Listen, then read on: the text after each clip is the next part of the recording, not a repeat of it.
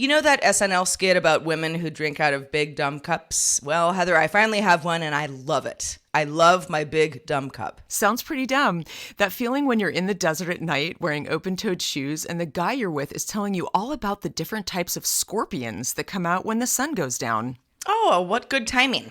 Why is it so hard to buy the perfect bedroom window curtain? I've been on this errand for like 4 months. It was just Earth Day and 420 in Northern California, and I am so grateful I wasn't there. Peace and love, Heather. Have such a good day.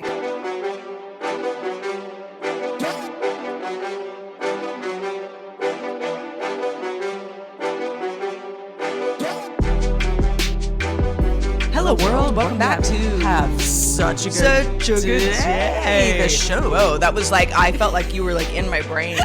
I am Sarah. Reverbian. I'm in your brain right now. Have Such a Good Day is the show where we unpack the absurdity of everyday life because it's absurd. And we hope you are entertained in the process. We really hope so. And we usually are entertained ourselves too. So it's like a symbiotic relationship, really. Welcome to the show. We like to unpack the weird everyday occurrences and maybe talk a little bit about what's happening in our lives and what's happening in your lives. So welcome. Yeah. And we are so happy to be here. Anywhere you may be on this great earth, we are glad to have you. We are. I have to tell you, Sarah, I might sound a little strange. I have pretty much what I think is the weirdest setup I think ever made by man. Oh, for recording? Yes. Yeah, let's walk through what you're doing right now. So I'm staying with a friend and we're all working from home. So we've got, they're in the living room and they're in the upstairs. And so the whole, the house is being taken over. Everyone's on conference calls. So I'm in my bedroom where I'm staying and it's pretty small. There's a bed and like a... That's a plus. Yeah. And a teeny tiny triangular side table that I have pulled up to the corner of the bed. So I'm sitting on the corner of the bed, leaning over this tiny side table, and I have about 18 books piled up with my microphone on the top so it can get up to like the level of my mouth. And I hope I'm not being too loud. It's hard to really tell, but it is a very strange situation today. So if I sound strange, that's why. Well, I think your audio sounds pretty great. Okay. It sounds a little different just because you're in a different spot, but thank you for taking one for the team. I know how you feel about being loud. In my house now, I have plenty of room. So I've got, an office with a door. So if, someone was in my living room, I could still have privacy, but like I live alone, so whatever.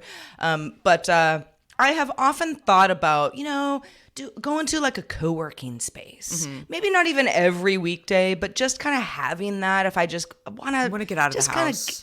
Just get out of the house. Yeah, do something different. But the nature of my work means that I'm disruptive to everybody else. Mm-hmm. Like I'm going to go to a co-working space and like podcast all day? I don't think so. Yeah. That doesn't quite like compute. I mean, I'm sure there are certain scenarios where, this has already been thought of, but it just feels, and then I got to bring my gear over there or leave it there and feel like it's safe. I don't know. Home office for the win. Yeah, I agree. I mean, when I travel, which I do travel quite a bit, sometimes I don't think ahead to like where I'm going to be when we record. And I was like, this particular trip, because I've been so busy, I only thought about it this morning. I was like, oh shit, like where am I going to do? I even thought like the outside patio. I'm like, I'll just go out by the pool. But then I'm like, I won't have Wi-Fi. Anyway, it's kind of wacky, but I have to say the house that you're staying at, even if it might be filled with people working, sounds pretty nice. Yeah, it's cute. It's cute. It's very old classic LA, which is kind of fun. But I will say, Sarah, one of the mad skills that us producers have is being on your toes and being able to make it work, I guess. I feel like I can do that. I can figure it out.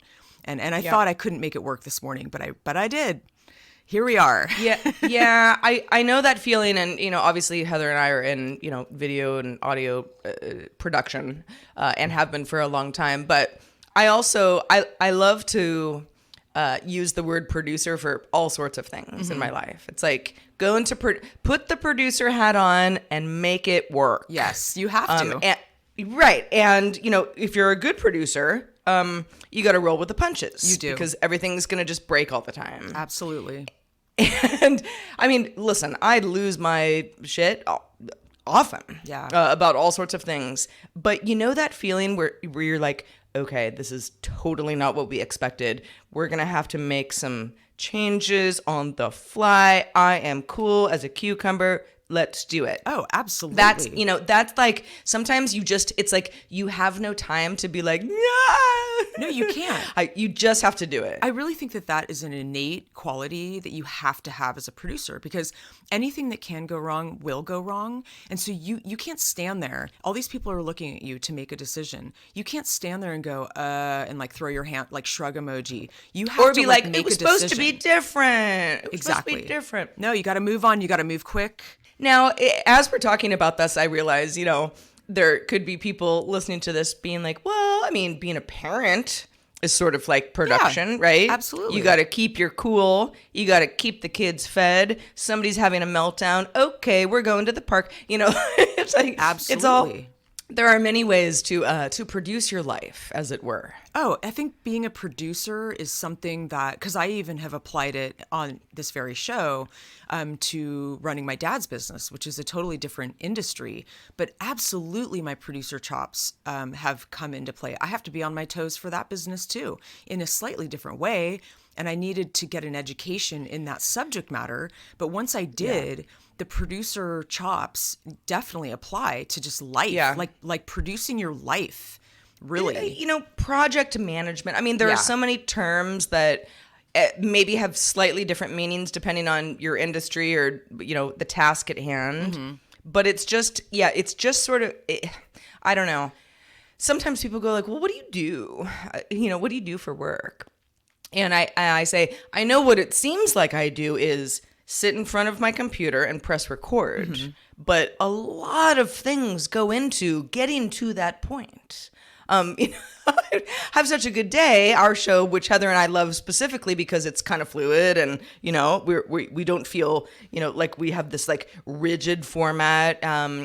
We don't want this to add to stress. This is a fun hour of the week. Yeah. And hopefully it is for you. But yeah, my other stuff is, it is herding cats 24/7. Oh, absolutely. It is. And this is actually an interesting topic because a lot of people do ask me, well, what do you do exactly like on a film or on a TV show? And it's like, it's a very interesting question because a producer, the word producer can mean a lot of things. On a movie especially, sometimes it's just financial. Sometimes you're sourcing. Sometimes you might be like supervising. And there's a lot of different hats that producers wear. Case in point, Sarah and I went and saw my movie together last weekend. It was very exciting. It was so fun. Yes. Oh my gosh. I mean, it was so fun. Well, I looked over at Sarah, so she sat next to me, and I'd look over at her sometimes when there was some like, it's like some bathroom humor or like some just wacky, weird stuff. And she either was laughing pretty hard or she had a very quizzical look on her face. Well, I mean, okay, so we're talking about the movie Sasquatch Sunset. Yes. Which is, it may be playing in your local theater. Look it up. It's a fun ride. But it's also bizarre. Very. It's a bizarre movie. It's a bizarre movie on purpose. And Heather and I mean, we're great at this. We have seen lots of bizarre movies together. This is true. Right. And it is, like, it's funny, and at the same time, it is impossible for me to entirely take off my producer hat and just enjoy, a piece of entertainment. 100%. Just because, in fact, many, many years ago, I had a boyfriend who was like, you're ruining the movie. And I'm like, but don't you see that was a jump cut? Yeah, I know. I love that, though. I'm glad that I have that vision because I enjoy it a lot. Like breaking down that wall is pretty fun. But, the movie was really great and it was really fun to see it on the big screen. But when, people were asking me like, well, what did you do on it? And the thing for me that really stood out, because it was the main thing I did, was source animals. And, the ones that I saw in there that made it were like the porcupine, the badger, the skunk, the chicken, the snake, the opossum, the falcon, among others. And it doesn't say in the credits that like I'm an animal wrangler, because I'm actually not. But when you're But a you producer, were. yeah, exactly. Yeah. I mean, I would say that was the most significant thing that I did. But I did a lot of other things. Like I said, being a producer is definitely an umbrella of some very specific things depending on the project. Like it'll change from movie if I'm doing a movie or a TV show or digital media, that kind of thing. But yeah, I think it has a lot of different meanings. So I think it's a good question to ask, a producer. It does, yeah. Well, and okay, so let's say sometimes it's opening credits, but often the ending credits of a movie or a TV show, you'll be like, oh, there's like 14 different title cards with executive producer so and so. Exactly. Sometimes they get their own title card. Sometimes there's 3 of them at once, and it's like, what what are the politics behind all of this? And yeah, sometimes an executive producer is simply somebody who like wrote a check. Exactly. They didn't do anything creative. Yep. And other times they were super hands-on. You don't really know. I mean, unless you like, You don't know. intimately know the production of anything specific. But yeah, it's I don't know. I mean, living back in LA, it's not like I could podcast from anywhere, which I have. So it's not like I'm like, whoa, middle of Hollywood, yeah. Yeah. But you still get more of that. You just end up talking to and meeting more people who are in the industry in some capacity. Oh, absolutely. It's very fascinating. Well, it's funny because this trip has been so interesting because I, saw the movie that I did a year ago, and that was very specific production work that I did. And then I worked on this documentary, went to the desert. Documentary is a totally different type of movie, different cameras, different gear, that kind of thing, totally different subject matter, like completely polar opposite, actually.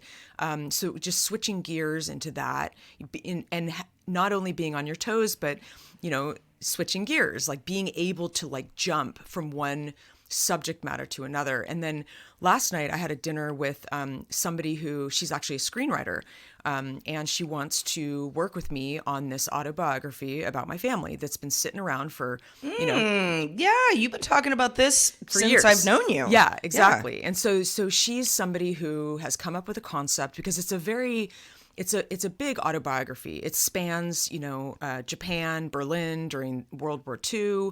There's a lot of different, characters in there. There's a lot going on. So it's like I'm not going to do something that's that big, because that would be like an epic 2-part movie kind of thing. So we're trying to find like a piece of it that we can, sort of develop and create a story around, and it would be somewhat fictionalized, but it would be based on a true story kind of thing. Really hard, like really a challenge that I don't think I've ever had, to take all this material and figure out how to turn it into something. And this would be sort of like a spy, kind of a spy noir with a little bit of dark humor. That's kind of where we're going with it.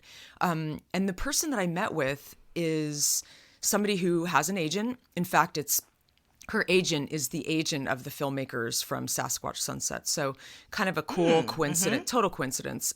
But small world. And she's really, really talented. And so she writes scripts for people. I mean, it would be a collaboration, but it would be something where, I would pay her to be my writing partner, and she would do a lot of the heavy writing, lifting, more than anything, but I'd help craft the story and be a producer on it if it gets picked up. And it's something that's going to be given to the agent, and he's going to shop it around, and it could become a thing.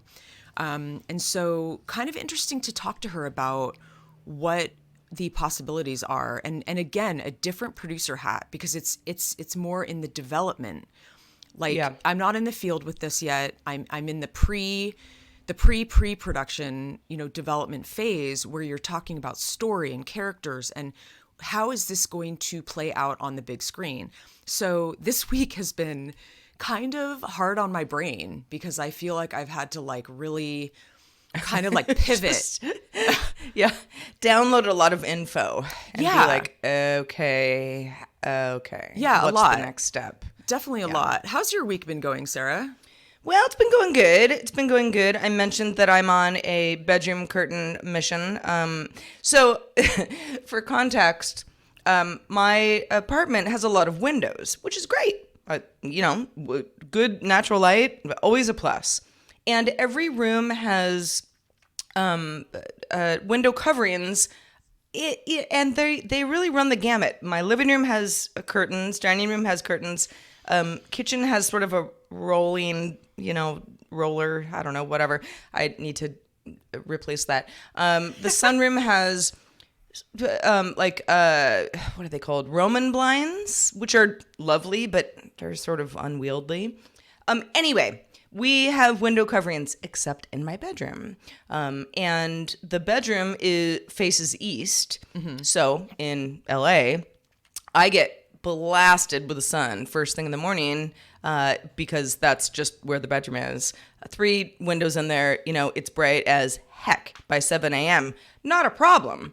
I actually like that. I'm usually up before then anyway, but I still like, I'd like a window covering. It's a privacy thing.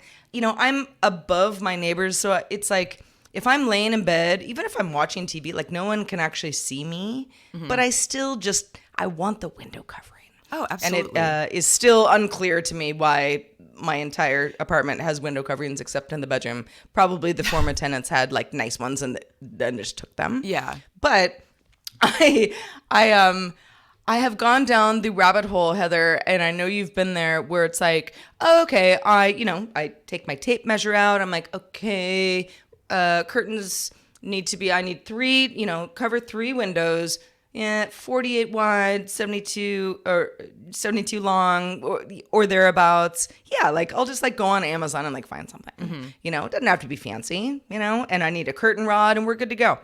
And there are so many companies who give you this exact thing, at least as far as like a search query goes. Uh-huh. So then I'm like, well, these are $30 and these other ones are $19.99 and I don't see a difference. Maybe it's the same company.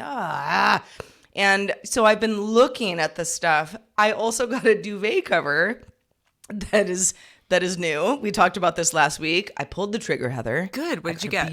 Beautiful linen duvet cover. I love it so much. I want to bathe in it. What company did you go with? Cultivar, which I've used before. Real nice, good linen. Not cheap, but I figure it's an investment. Absolutely. Anyway, but because of that, I was like, well, I don't know if I want white curtains after all, because now I have kind of a linen thing, like in linen color, sort of almost like a light tan thing going on in the room. Like maybe the curtains should be a different color. I cannot tell you, like I need to get off this train. So what I did was I ordered some curtains from, it was off of Amazon. I don't remember the whatever rando company it was, but something where it was not that expensive. Mm-hmm. I was like, I'll just get them, hang them. If you don't like them, send them back, get something else. And because I'm going the cheap route for curtains, because like curtains, and so they came and they're actually very nice, but they're very sheer. They look awesome, especially in the morning when the sun's coming up, because the sun's coming into the bedroom. But like they're not room darkening at all. Mm-hmm. And I'm like, well, I don't really care about this, but like, what if I like get the flu someday? I probably do want like a room that can be really dark. I like that you're because thinking the rest that. Of my what if I get the flu? Yeah. Of all things.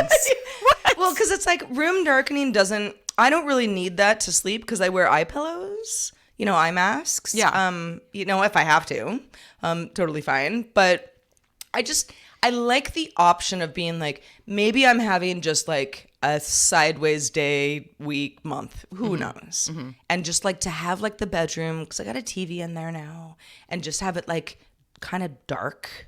Maybe that counts for something, just to have the option. So my search for the perfect curtain continues, and I will never escape it. But we're getting there. But I wanted to talk about this.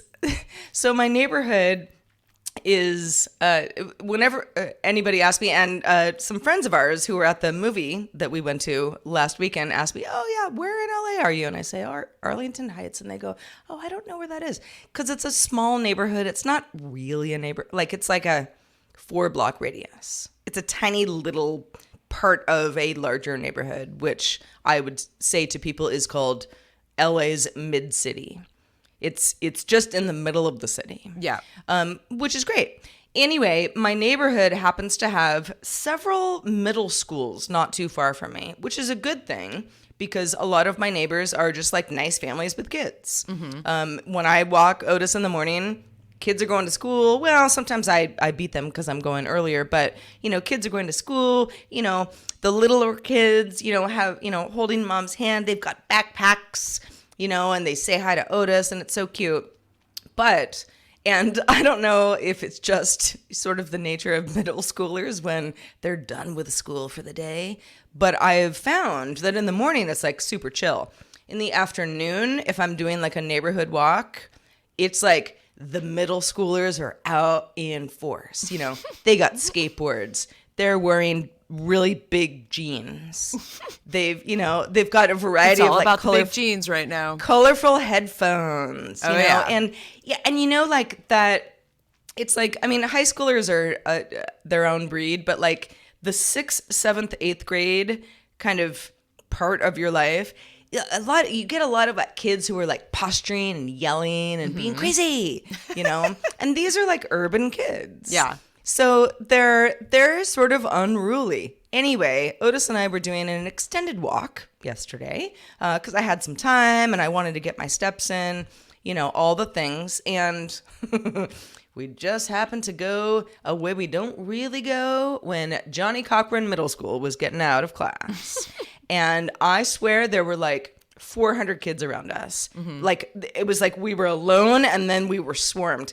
And like a good 20% of them had skateboards. And Otis lost his mind. Well, did he ever? He loses his mind around skateboards, right? Yeah, He's afraid of skateboards. Yeah. They scare him. If somebody is depending on like the width of a street, if we're walking down a street and someone's on the other side and like skateboarding going the other direction, like he might kind of look at me like, do I lose my mind? Nah, let's just keep going. But if we're on the same side, I have to cross the street. I have to because he goes crazy.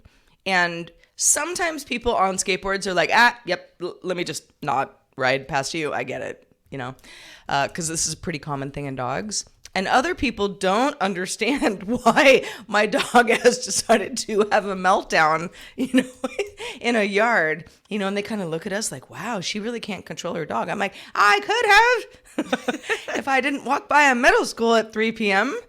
Anyway, so yeah, that's what's been going on with me. I remember actually your Echo Park spot, you were across the street from a school too. You just can't escape it. Yes. Elementary school. So the kids they were just like sweet little kids. But on the weekends, the skateboarders would hop the fence because the school had a large like blacktop, but it was fenced off. But they would hop the fence and then like, I don't know, like do skateboard tricks for the day, like on a Sunday. And because there was a fence, Otis, and I would sometimes be like, hi, and like watch them. But he was like, well, they're contained at least. Yeah. But out about, in my neighborhood, different stories. So I don't know. I don't know how I get that out of him. Somebody suggested to me yesterday, like, what if you like got yourself a skateboard and kind of just played around with it to let him know that it's not scary, the wheels kind of make noise, but like, nothing bad is happening here. He has no problem with bicycles, scooters. I think if rollerblades, none of that bothers him. Well, maybe Otis, if he were a human, he would be a 14-year-old boy. And maybe that's what's coming out of him when he sees a skateboard. It's like it triggers this like, yeah, he's like, his I want to go ham. Yeah. He wants to do an ollie, Sarah. I mean, can you blame him? I can't. I can't blame him. And there have been, you see like the Instagram videos of like the dog on a skateboard or like on a surfboard where I'm like, Otis is not going to be doing either of those things. He's got his limits, but we will continue to, massage the situation. I was in a pretty good mood yesterday, so even though he had a meltdown, like it didn't ruin my day, but it could have been a day ruiner. He really was. He was off pretty the upset. chain. He was off the chain. He was off the chain, but again, kind of my fault. I walked us into war, and now we've learned a little something.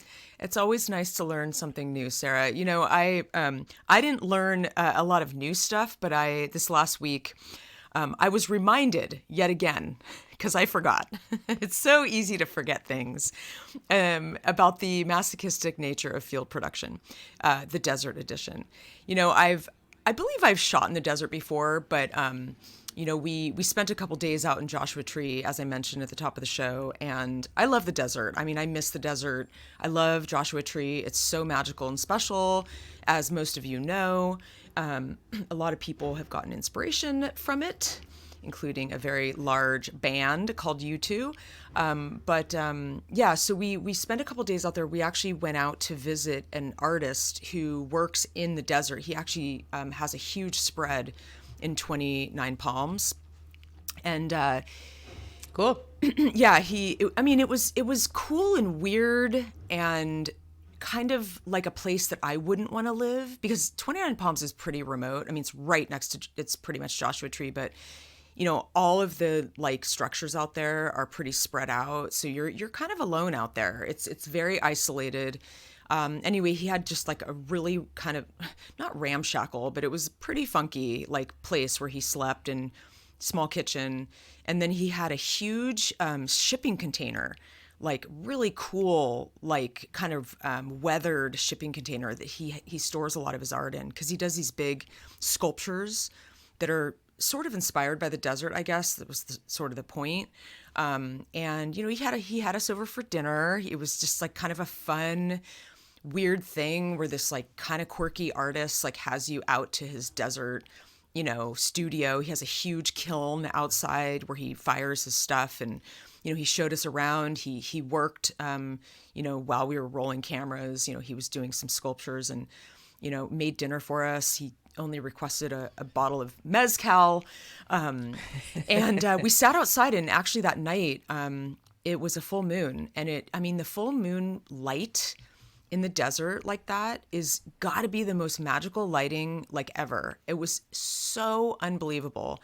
Next day we saw the sun come up. The desert in terms of like sun, setting and the sun rising and the moon rising and all that stuff, all the sky stuff, space and whatnot. It's so dark out there, and the stars are so bright. It's a very magical place. But during the day we went to, we went out into Joshua Tree, and we had like 8 different cameras. We actually had like an 8mm video camera too. And we were all shooting at different angles. So we were like, each of us had a camera.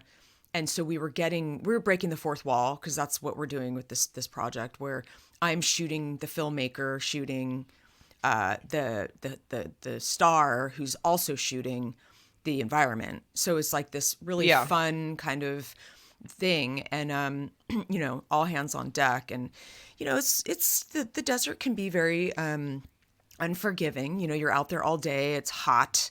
It's dusty. I had the most chapped lips.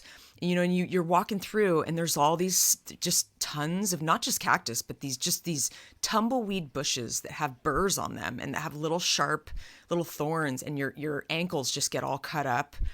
And I came back. I survived. It sounds great. I know. I survived. No, it's funny because thorns and scorpions. Yeah, and in fact, he was telling me about the rattlesnakes, not even just the scorpions, and like there's tarantulas, and I'm just like, I know. Yeah. Well, that's what I did. God, get me out of there immediately. However, It's cool and beautiful also. It is. Well, I reacted because I bitch about the spiders up north. In the Northlands, there's critters, but it's like not that bad. I mean, comparatively, like living in the desert, and if I had to deal with scorpions every time I took out the garbage, no fucking way. But he was telling me that the tarantulas are really chill. Like they're really sweet. And they're gentle. They don't want to bite you. And if they do, they have a warning like prick. Like they don't pull out the big like fangs until they do. There's like a little warning sting if like you're bothering them, but they're generally like really quite gentle. But still, I don't want one walking all over me. But yeah, there was some, I don't know if it was, I don't know, it was like a video or a story or who knows. This was below on the map where you were. It was basically like due east of San Diego, which is also California desert. But apparently, I guess it would be like San Bernardino desert. Okay. Yeah, there's like a whole like tarantula. Just that's what you deal with. Yeah, if you're no. going to go out there. No. And I was like, I just, I got no problem with y'all. I don't want to see you. You're too furry. You're too large.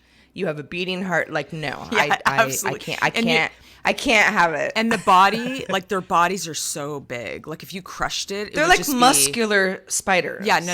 And Mm-mm. I can't. And bony. I can't. No, do no, that. I can't either. And it actually made me feel better about where I am because I'm always like opening the windows and like scraping off like because the corners of the windows get like the webs, and I know that happens everywhere. It's not like it just happens where I live, but that is like no big It does deal. happen though in foresty and humid. You just get different breeds of spiders. I don't like I had it. that up in Sonoma County when I lived in the treehouse. I mean, Yeah. spiders all over the place. Not really that many that ended up inside my house, but you You just live had with to get them. used to it. You kind of have to Yeah. live with them, and you just have to deal with them. And it's okay. I mean, I think I'm getting there. I'm getting to be better about these critters living among me. But it was all good. It's a fascinating project, and burrs in my shoes aren't a huge deal for what you get out of it. And I guess that's my point. It's like it's this. There is a bit of this masochistic nature I talked about when I did the film, where it's like you suffer a little bit. You just do. It's hard. You have to be on. You have to be awake. You don't get a lot of sleep, but you get a lot out of it. It's like that. You can't get something without.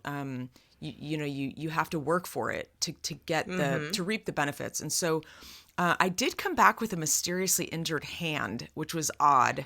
Yeah. So how's it going today? I mean, you walk us through what happened. Yeah, so it was just odd. I mean, it was a very strenuous week. I had like just everything's been very booked. I've had some social stuff in between, but it's been a lot of work.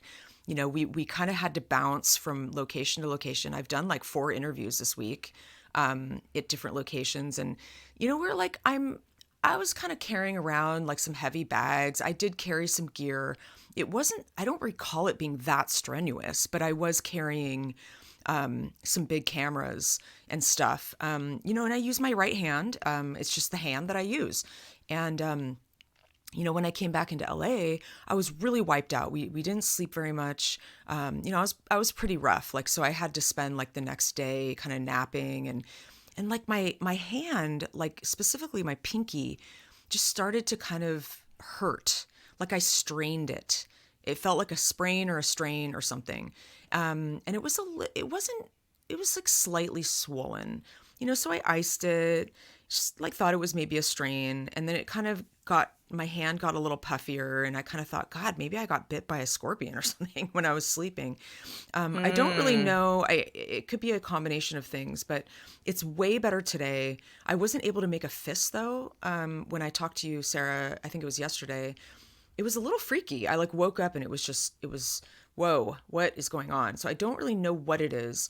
The guy that I'm staying with is convinced that I strained it, but I may never know. It's kind of a fluke. I think when when you're putting your body through a lot, you know, and my immune system was definitely down. I was going to get vitamin C every day. I was like, I could tell, like, the things I was seeking out, like smoothies and juices, I was like not feeling up to snuff, you know? So, you know, it could just be just like a weird fluke. I am feeling a lot better today. I mean, like, we were going to record this show yesterday, but I just was, I couldn't use my hand. I literally like couldn't really, Yeah. you know, it was odd, but yeah, it's been a great trip. I still have a few more days, but it'll be good to get home too. You know, I think living out of a suitcase just gets really tiring. And I think you forget every time, even though I travel a lot, I'm like, okay, here I go again. And then you kind of forget, oh God, it can be such a drag living out of your suitcase, you know? And it's after a while, like after a week plus, I start to feel a little bit like, I want to sleep in my own bed. And I only got one Yeah. night in my new linen duvet, Sarah. So it'll be nice to get home. Oh, Heather, God, I love my linen duvet. I mean, it will transform your sleep. Truly. I'm really, and just because I've only slept in mine for a few nights now, but I'm just like, it's so soft. Well, I kind of wonder if I so should breathable. I sort of wish I would have sprung for, because I'm aware of Cultivar. In fact, I think you may have given me a 50% off.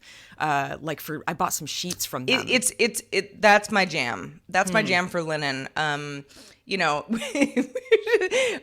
we're not going to go down a whole linen sheet rabbit hole. We already have many times ad nauseam. Because we already have many times, but it just, I don't know, like, it's like, of all the, like, just, you know, things against my skin while sleeping, it's so cozy and yet light that, and I run hot. I mean, I will wake up in the middle of the night and have to, like, be spread eagle, just like naked, no covers, you know, for at least a few minutes sometimes to like calm my body down, because my body is just like, let's go to 104.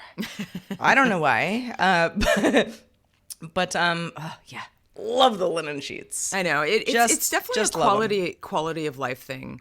But yeah, so Sarah, I guess, you know, before we wrap up the show, Yes. I wanted to just mention something that one of my interview subjects said that I thought was really cool, and I wanted to share it with y'all. And it kind of it fits the show, I think, a little bit. I think I've sort of talked about this type of thing before, but so this woman, her name is, I'm going to give her credit because she said it, Barbara Bestor. She's a relatively famous architect in Los Angeles. She does a lot of like contemporary.